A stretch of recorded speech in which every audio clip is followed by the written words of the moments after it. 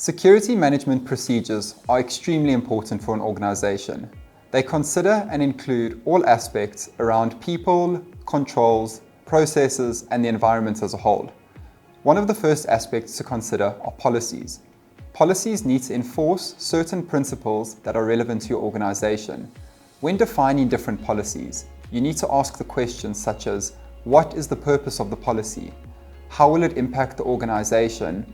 And as well to consider, how will it impact the organization if the policy doesn't exist?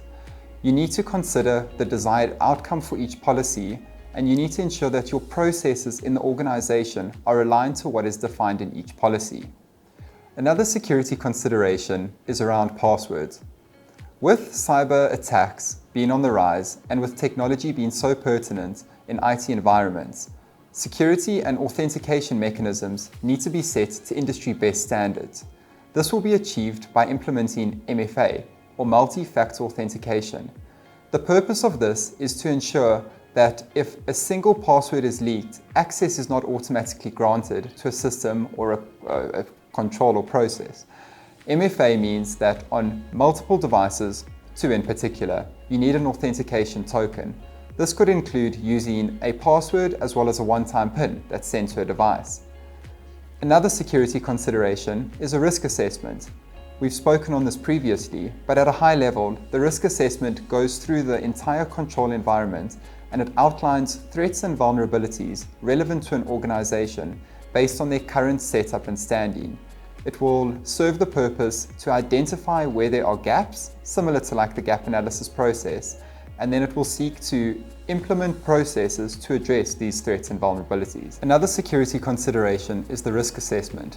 Within the risk assessment, we will identify, based on the organization's current standing, where threats and vulnerabilities exist in their control environment. It's important to separate business and technical risks. We will document the risk assessment in a matrix, and it needs to be reviewed by high-level management, who will agree on implementation procedures and dates of implementation in order to address these threats and vulnerabilities. Another security aspect is the user access review. This serves to identify if any users have inappropriate or unauthorized access. Think of how critical a risk it could be to the organization if someone has left the business over 3 months ago, but they still have access to log into a system. The user access review will take all your employees and all critical systems, and it will identify if anyone has inappropriate or unauthorized access. This control requires an appropriate and authorized reviewer and approver who will check and sign off on the access and ensure that any inappropriate access is corrected. Security awareness training is another security consideration. It serves to educate employees within an organization on different security risks.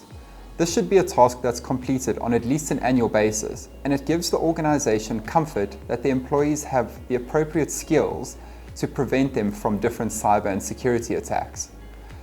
Sitel is able to help any organization with their security awareness training. We have developed and adapted content for security awareness according to the best security requirements, and this is something we can offer you as part of the consulting package. Within an organization, the people are the most important. They can also create the biggest risks and problems. Within any HR function, the human resource function of an organization, it's very important that you have appropriate procedures and checks for all your employees. This starts right at the stage of an employee becoming part of the organization, your recruitment stage. Included in this needs to be appropriate background or screening checks to ensure that a person is indeed who they say they are. Once an employee has been onboarded at an organization, they need to go through a training process. This will allow them to keep up to date with how the business works and how to use their systems. Other considerations from an HR function can be transition procedures.